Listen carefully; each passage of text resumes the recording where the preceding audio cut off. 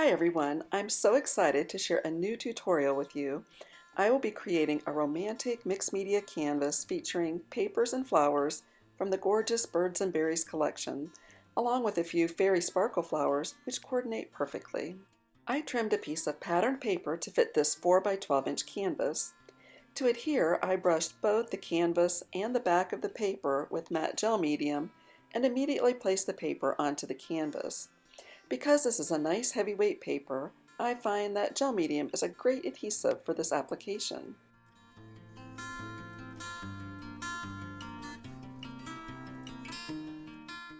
I'm rolling with a brayer so that the paper is well adhered to the canvas. As you can see, I've laid down a sheet of paper towel to make sure bits of ink and paint don't get transferred. Next, I brush over the paper with matte gel medium. This will help protect the base layer as we add wet mediums for texture and color. Before sanding the edges, it needs to dry, so set aside or use a heat tool. I find that air drying results in less warping, so when I have time, that's my go-to method. Now I'm sanding the edges so they are distressed and even with the canvas.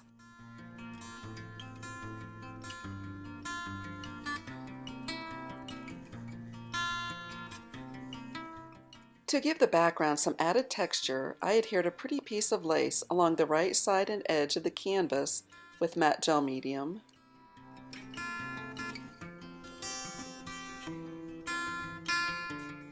Off camera, I trimmed the lace at the edge of the canvas.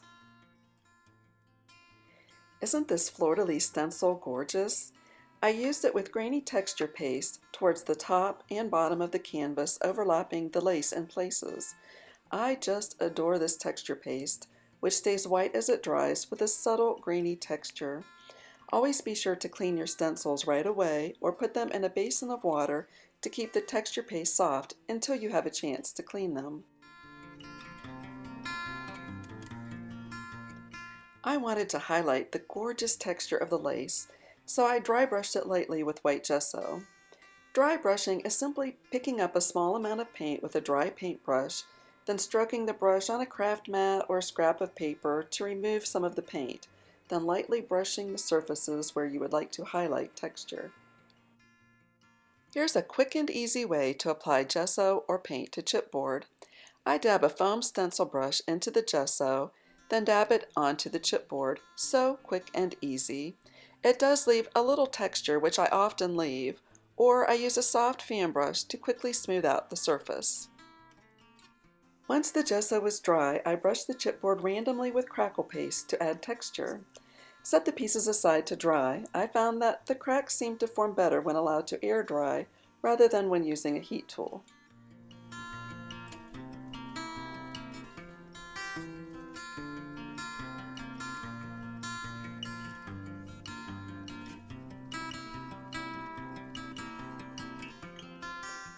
I'm going for a soft and romantic feel for this canvas, so I dry brush the flowers with white gesso. I find it easier to dry brush the flowers before adhering them to the project. However, it's perfectly fine to glue them down and then apply the gesso.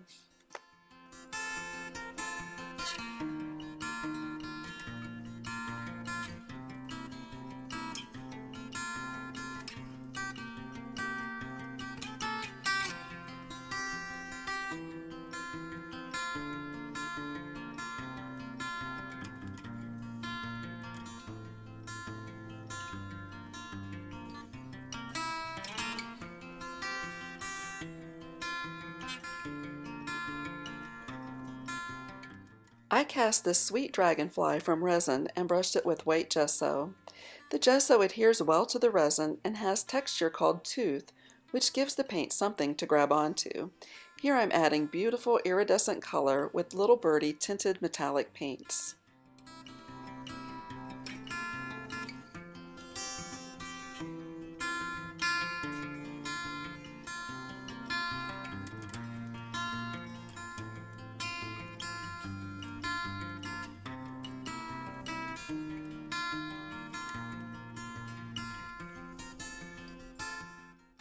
To highlight the texture, I brush lightly with gold metallic wax. Don't you just adore how this helps the texture to pop? I've tried a variety of brushes and foams to apply waxes, and have found this inexpensive makeup brush works best for me. I like that it's soft, but still has enough stiffness to pick up the wax.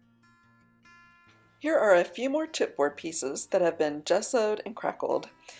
I want some contrast with the beautiful purple on the background, so I'm brushing them with Lemon Zing and Mocha Color Splash. Now don't hesitate to cut up your chipboard. These bird cages were part of a larger piece, but I wanted the cages to hang at different heights on my canvas, so it made sense to cut them apart.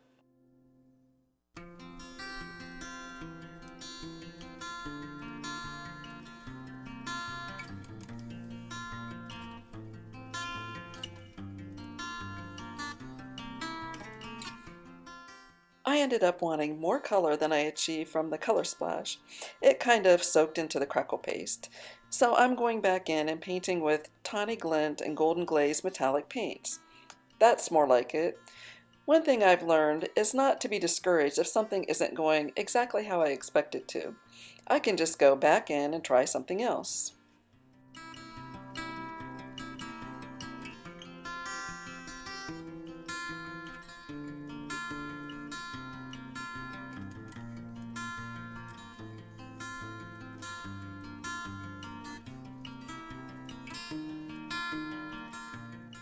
Now I'm brushing on a little glazed berries to pull in the beautiful background color and add depth.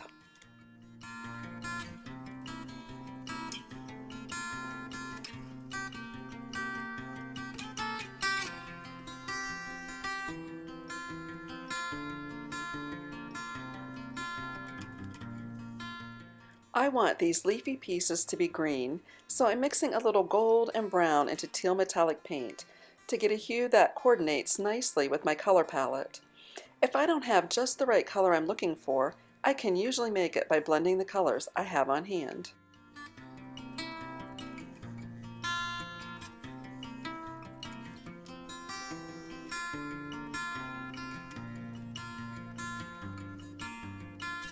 I added a little sparkle and bling by adding purple rhinestones from my stash for the berries.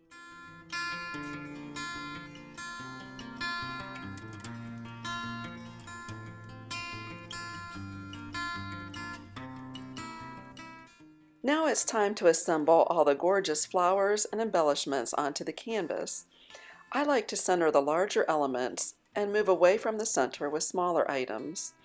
Because this is a long, thin canvas, I thought it would look nice to dangle longer items from the main cluster, so use strands of lace and the birdhouses to fill in the bottom portion of the canvas.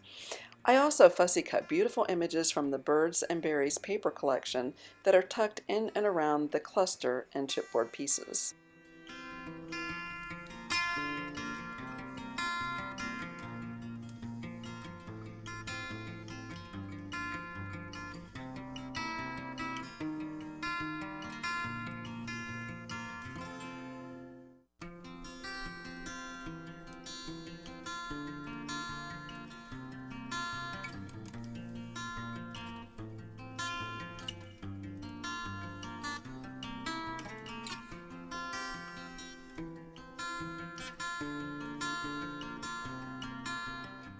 Off camera, I use silicone glue to adhere everything in place. To add texture, I'm mixing craft pellets and orchid microbeads into soft gel medium to brush around the canvas.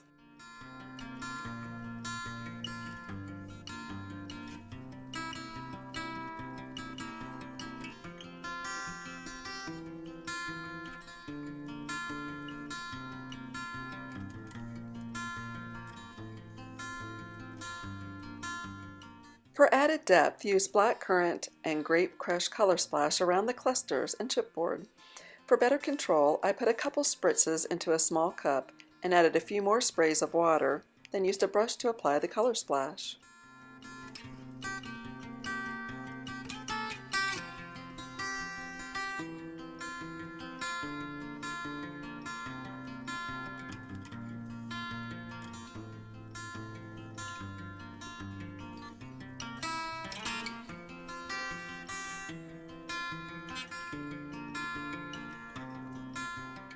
Here are some close-ups of the completed canvas for you to enjoy.